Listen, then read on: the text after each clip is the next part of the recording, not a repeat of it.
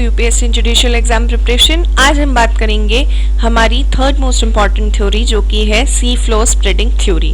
Right, इस theory को पढ़ने के बाद हमें ऑल ओवर एक आइडिया डेवलप होने वाला है कि जो कॉन्टिनेंटल ड्रिफ्ट थ्योरी और कन्वेक्शन करंट थ्योरी हम लोगों ने पढ़ी है उसके मदद से अब हम ये समझ पाएंगे कि किस तरीके से हमारे जो कॉन्टिनेंट्स हैं उन्होंने मूव ऑन किया होगा और वो आज अपने प्रेजेंट प्लेस पर पहुंचे होंगे। Right, so let's start with the sea floor spreading theory. During 1940s and 1950s यहाँ पे डाइवर्सिटी ऑफ ओशन फ्लोर को लेकर के काफ़ी सारी जो स्टडीज़ थी वो स्टार्ट हुई थी। राइट, अब अगर आप लोगों में से कई लोगों ने देखा हो तो आप लोगों को, और whether you have seen it in the images और इन वीडियोस, कि ओशंस जो होते हैं, राइट, ओशंस के अंदर भी आपको submarine hills, guyots, mid oceanic ridges, trenches और भी बहुत सारी चीज़ें such as volcanic mountains and many more features जो हैं वो दिखाई देते हैं। राइट, सो ऐसा होता क्या है कि कि मतलब आपके जो ओशन सरफेस है उसके नीचे भी ये सारे फीचर्स फॉर्म होते हैं। कोई तो प्रोसेस होगा, क्योंकि अगर वही चीज़ आपके क्रस्ट पर फॉर्म होती है, राइट, आपने देखे हैं आपके यहाँ पे माउंटेन्स क्रस्टल भी हैं, आपके यहाँ पे माउंटेन्स ओशियानिक भी हैं, volcanic mountains on the crust भी हैं, volcanic mountains on the ocean surface भी हैं। राइट, सो बात यही आई कि ऐसा क्या है, क्योंकि somewhere driving force is the same, इसी के कारण कहीं ना कहीं शायद ओशन फ्लोर पर भी वो सारे फीचर्स देखने को मिले जो कि क्रस्ट पे भी होते हैं। सो इसका आंसर देने के लिए 1960s में साइंटिस्ट के नाम फिर से आ गए यहाँ पे दो, हैरी हेस एंड डिट्स। राइट, इन लोगों ने कन्वेक्शन करंट थ्योरी का यूज करते हुए ये डिफाइन किया है दैट व्हाट हैपेंड, जिसके कारण कि आपको मिड ओशियानिक रिजेस और ट्रेंचेस वगैरह देखने को मिलना स्टार्ट हुई है। राइट, तो सबसे पहले हम बात करते हैं मिड ओशियानिक रिजेस की। ठीक है, अब जब हमने कन्वेक्शन करंट थ्योरी को कवर किया था तो हमें ये बात मालूम है कि जो हमारे मेंटल सरफेस पर मोल्टन रॉक्स या मोल्टन मैग्मा के सेल्स होते हैं, right, they travels in a circular motion and there are many parallel cells to each other. Right, बहुत सारी पैरेलल सेल्स हैं जो एक दूसरे से लगी हुई होंगी। तो होता ये है कि जब उन सेल्स के राइजिंग लिम्स होते हैं वो जब फोर्स अप्लाई करें, when they diverge they drive apart the crust। यानी कि अगर यहाँ पर आपका क्रस्ट है मान लीजिए फॉर एन एग्जाम्पल, और नीचे से कुछ इस तरीके के डायरेक्शन से आपके जो कन्वेक्शन सेल्स हैं वो ट्रैवल कर रहे हैं, ठीक है, they are driving in the opposite way, that means they are diverging.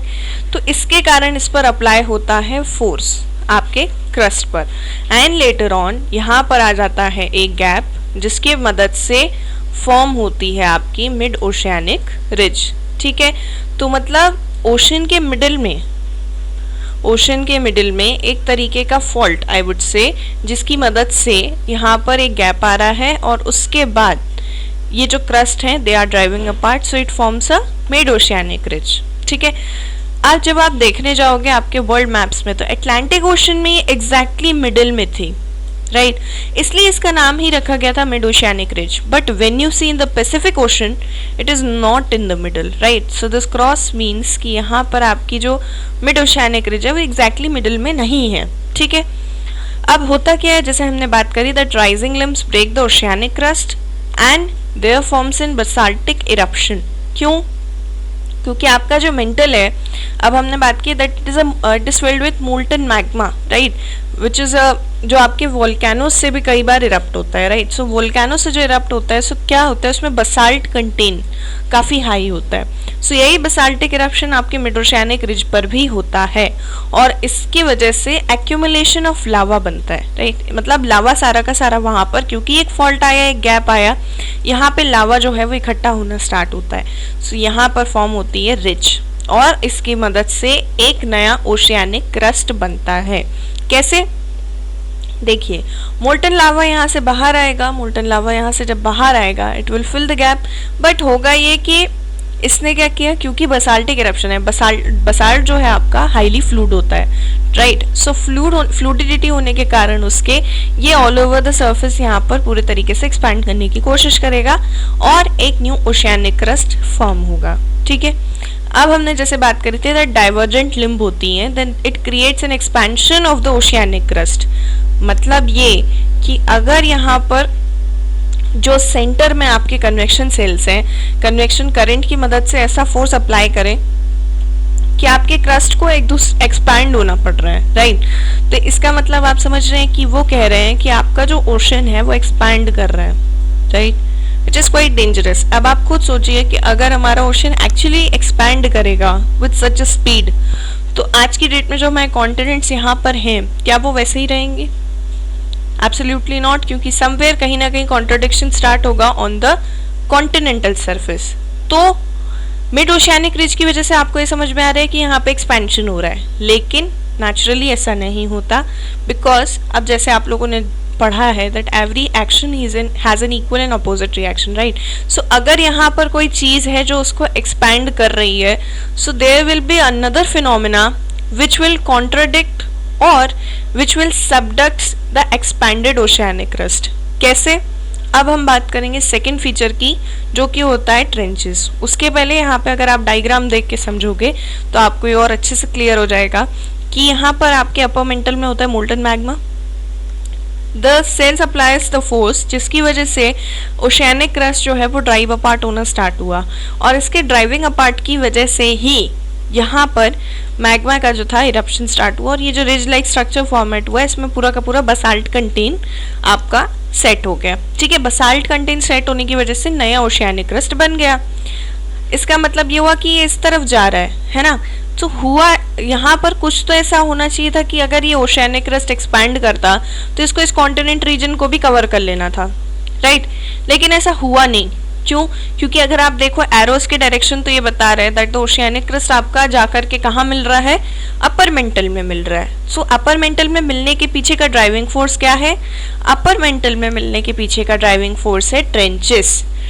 आपका जो ओशियानिक फ्लोर होता है it is created at the mid oceanic ridge but it is destroyed at the trenches, ठीक है। सबसे पहले ये दो बातें बहुत अच्छे से ध्यान रखना है कि मिड ओशियानिक रिज पर हमेशा नया ओशियन फ्लोर क्रिएट होता है और ट्रेंचेस पर हमेशा ओशियानिक फ्लोर डिस्ट्रॉय होता है, फर्स्ट ऑफ ऑल, ठीक है। सेकेंड मोस्ट थिंग, जैसा आप लोगों ने पढ़ा है कि oceanic crust is heavier than the continental crust, right. तो अब अगर आपसे कोई कहे कि यहाँ पर दो चीजें हो सकती हैं, या तो आपका ओशियानिक क्रस्ट जो है वो सबडक्ट हो सकता है, या तो कॉन्टिनेंटल क्रस्ट जो है वो सबडक्ट हो सकता है। तो अब अगर आप एक लॉजिक लगाओ that which is more heavier, oceanic crust is the heavier, so the heavier thing gets subducted. Subducted मतलब नीचे चले जाना somewhere, right. So oceanic crust is heavier than the continental crust, that's why जब भी कभी यहाँ पर ओशियानिक क्रस्ट और कॉन्टिनेंटल क्रस्ट का कन्वर्जेंस होगा और ऐसी सिचुएशन बने कि एक पोर्शन को सबडक्ट होना पड़े, सो ऑलवेज रिमेंबर कि ओशियानिक क्रस्ट ही सबडक्ट होता है, ठीक है। अब ओशियानिक फ्लोर जो है it acts like an conveyor belt. कैसे?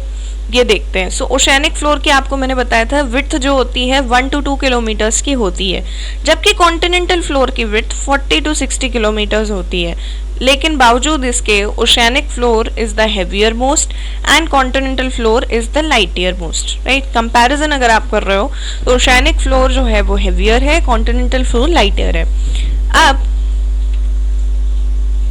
अगर आप इस डायग्राम को देखो, ठीक है, इस डायग्राम को जब आप देखो तो ये आपका ओशन का एंड है जहां पे कॉन्टिनेंटल क्रस्ट और ओशियानिक क्रस्ट आके कन्वर्ज होना स्टार्ट हुए।